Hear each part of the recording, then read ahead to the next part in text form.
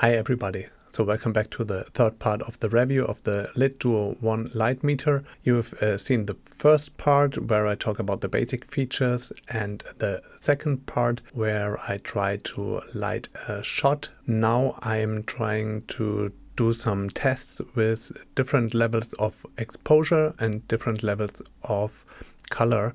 Just some words about the method I used. So I don't have a Sekonic or anything else to compare the absolute measurements I get with the Lit Duo 1 compared to another device. So I figured that the best device for comparison I have in my hands is this. And I don't mean the mirror, I mean the Blackmagic camera that is staring at you at the moment.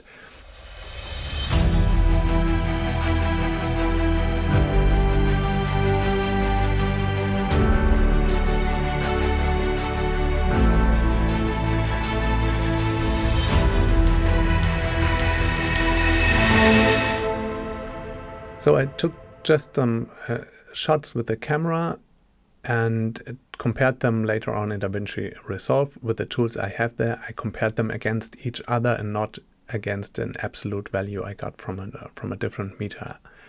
The next statement may sound like rage bait to the DP nerds out there if they haven't dropped anyways before. And actually I'm getting used to my comment section exploding in these videos.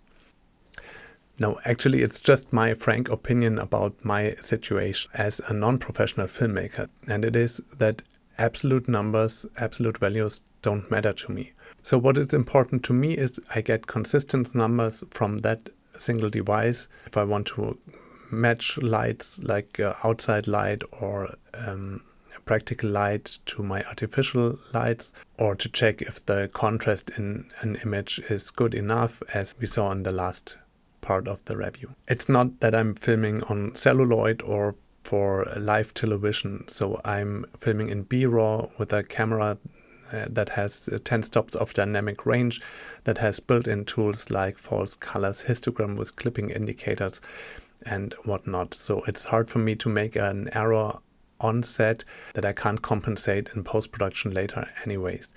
And I'm doing heavy color grading in post for that fictional stuff I do anyways. And even if I want to have true colors for like a documentation or a presentation I'm filming, I can still use something like the color matcher card here. That being said, let's get started with the tests. I have this setup right now, one light source, the camera pointed towards a test setup on the wall, like just a lens test chart, and the Calibrite color checker over there. And what I want to do is to have 3 shots where I change the brightness of the light and 3 shots where I change the color of the light and adjust them only with what the device measures. So I am going to measure the color temperature, 4607, 465. I go to the Cine menu here and put the ISO to 320, which I also have in the camera. Shutter speed and frames per second is the same as we had before. So when I take a measurement now, we have 8. Okay, so let's take this as a reference. So test number 1 for the exposure. And now what I want to do is to turn the light down. Let's reduce it to a very low amount. And now I want to get the 8 again here by changing the ISO up. And until we have the 8, it says ISO 1600. And I go to the camera and dial that in. 1600, right? And I do a recording again. So that's number 2. And I'm expecting that both of the images look identically. The aperture is fixed, I haven't changed that in between. So I can stop that. And now if I pull the value up again, much brighter than before, and I measure 22 with that. So I reduce the ISO to come back to 8 again. And it says I need ISO 160 to 160 and do a recording again. That's number 3. So here you can see the result of that test in a loop without any change to compare the brightness of the image. And here you can see it next to each other. Yeah, and you can see that they are still a bit off of each other. I try to match them in the parade of Resolve to adapt the exposure. Like I'm just changing the exposure in the raw values of the raw file until they line up in the parade. And then you can see the comparison with the values I've changed.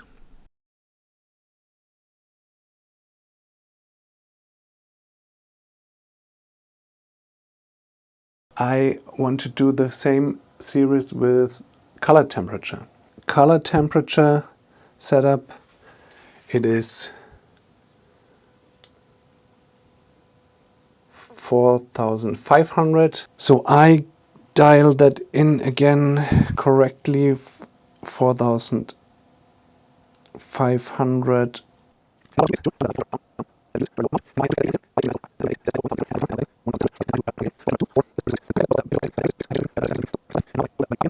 Maybe we can go a bit further into the blue if I use a gel. So we have 7300 now.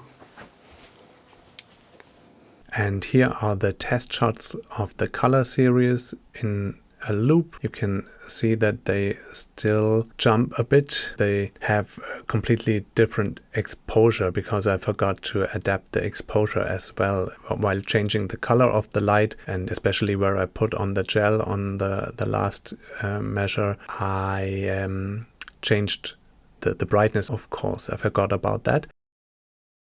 Here you can see them next to each other. I left my hand inside just so you have a bit of my skin tone for comparison as well. So I tried to match the exposure of these clips. I made everything brighter at all with that first node here, and then changed the exposure until the parade is exactly the same level. And here you can see the result after adapting the exposure of these shots in comparison. And again in a loop. So adapted exposure but not adapted color, and all that in a loop, and you can see that it jumps a little bit still, especially the green shift is remarkable in that. So I tried to fix what is still open with the waveform this time. Did this by changing the tint until it looks like mostly the same as the other images, and then changed the exposure to have it aligned on the vertical axis. So you can see that the tint is a bit off. I completely ignored the tint when I did the test shots because it was almost everywhere near to 0, but maybe that 0.003 is a big deal, which I should have changed in camera. And here you have the result after the tint adaptation in comparison next to each other and in a loop after tint correction. So now it looks quite similar. And last but not least, I tried to use the color matching card to match all of the test shots. And as you can see, they still jump a bit, mostly in the black levels. And you can see it in the parade that they are not completely the same.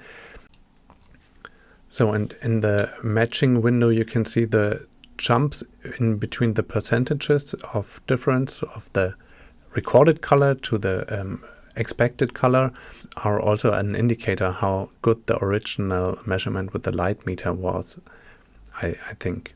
So there are some differences in the tests we have seen. I try to fix them in post, and we can see that there are some percentage in the one way or the other. I don't know yet if that is problematic. Maybe some of you can judge better what that means, or maybe I can do a follow-up when I have more experience using it in the field. Yeah, but I think it is way better than estimating this by eye or just relying on the values I can see on the LED lights that I dial in there concerning color or brightness. Comparison with other brands, so I think the industry standard is the Sekonic, and if you want to have a device that can measure color or spectrum, you have to spend like 1,500 euros. And on the other side there is this data color light meter that is about 300 euros, a lot cheaper. So we are talking about 850 for the Litdo One color checker that also has these smart features like remote metering via smartphone, but it is missing a display as far as I can see, and that is really a game changer if I can read it directly on the device and don't have to juggle with the smartphone and the meter. As of my perspective as a beginner, I think you made a product which can address a new group of people. Yeah, you made a product that is easy to use, not too expensive, and I think it is just sexy, how it feels and how it looks. Maybe you can go a bit further in the competition to the other brands by not just having changed the hardware and the feeling of the device and the price maybe, but also the user experience you have on screen. And I would suggest to offer like a use cases, maybe an interactive mode or wizard mode where you can select a specific use case like lighting an interview or evenly light a green screen, and then it leads you through the measurements you require, like key light brightness, key light color, fill light brightness, fill light color, and so on. If you want to have a green screen lit evenly, that you offer a matrix of points to measure, like upper left corner, up middle, upper right corner, and so on, and lead through these values and then show a heat map of where there is too much light or too few light. That would also allow you to store specific complete setups with multiple lights, multiple measured angles in one file, so you can repeat this setup on a different day, on a different location with the same look. I would love to see that, and I'm still waiting for the smart features for remote measuring with the smartphone. Yeah, so that's it.